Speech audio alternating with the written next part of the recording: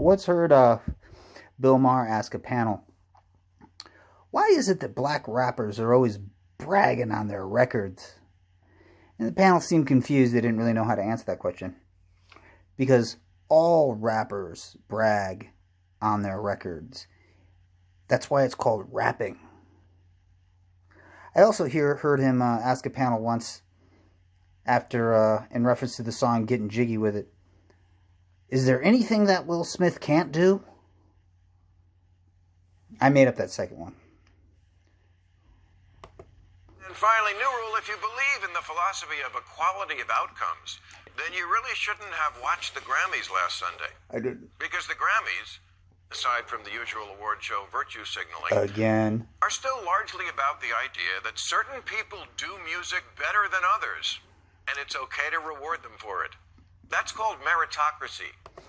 I think a better example of equality of outcome would be a scenario of a black woman who's applying for a job she's qualified for, but that company has a tendency to hire white dudes. So equality of outcome would be hire the black lady.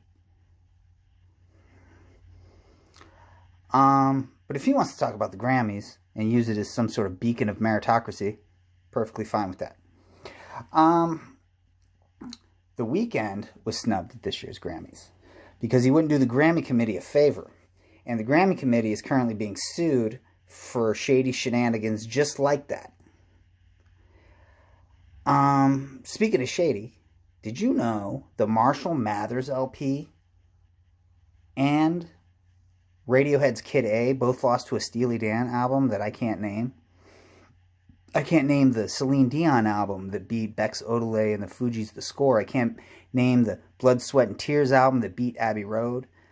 I can't name the Lionel Richie album that beat Purple Rain and Born in the USA and Purple fucking Rain. I can't name the Natalie Cole album that won the year Nirvana's Nevermind wasn't even nominated. It was a covers album, and I think it was called, let me try to remember, see if I forgot, hold on, it's Unforgettable, that's it.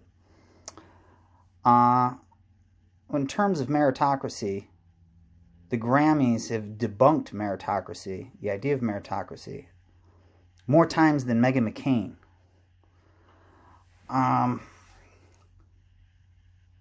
Because this list goes on. I mean, Bob Dylan didn't win a Grammy until 1978. John Coltrane never took home a Grammy. Iggy and the Stooges never even got nominated for inventing punk rock. The Velvet Underground never even got nominated for inventing everything else. But Bill Maher doesn't know who those people are. Bill Maher is a Boz Scaggs kind of guy. Bill Maher is the kind of guy that will tell you everything you ever needed to know about the Steve Miller Band, despite the fact that you never needed to know anything about the Steve Miller Band. The only thing I know about the Steve Miller Band is that Steve Miller and Joe Walsh are two entirely different people. And yes, my references date me, but women won't. And it's the opposite of guaranteed outcomes. Equality of outcomes, as opposed to equality of opportunity. They're the same thing. We used to call that by another name, trophy syndrome. A world that was...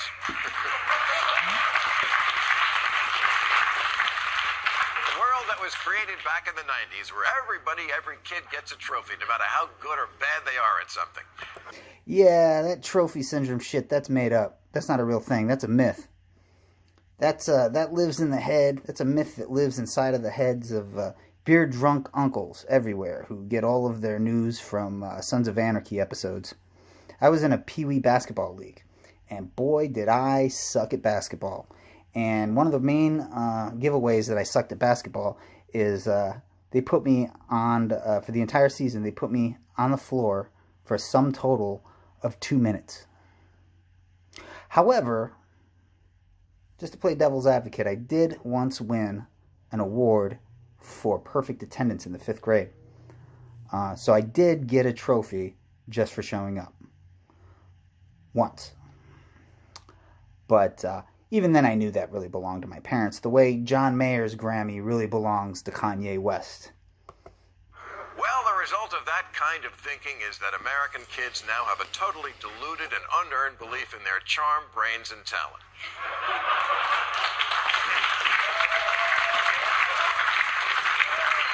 not only that the entire generation wants to be famous, it's that they think not being famous isn't fair.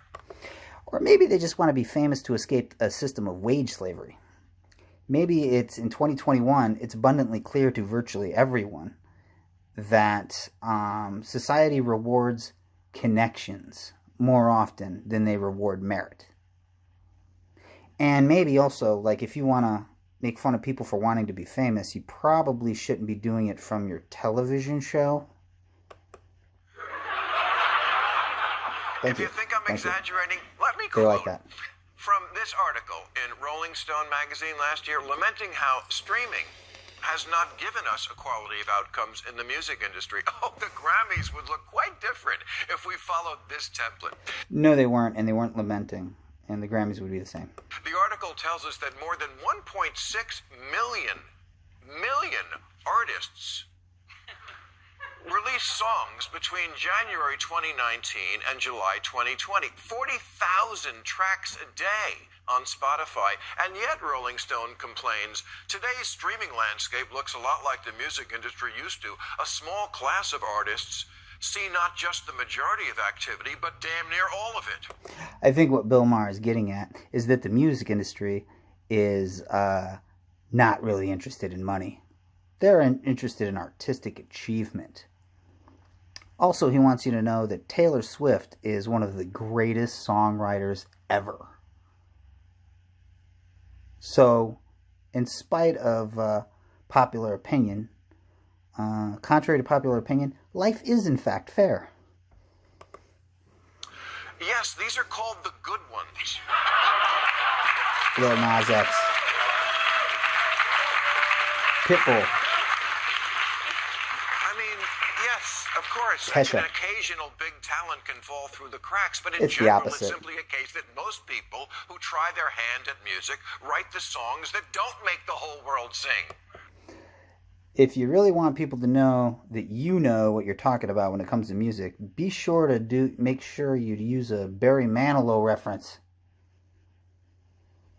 For all you kids at home, Barry Manilow was a songwriter in the 1970s, and one of the things that you should remember about Barry Manilow is nothing. You shouldn't.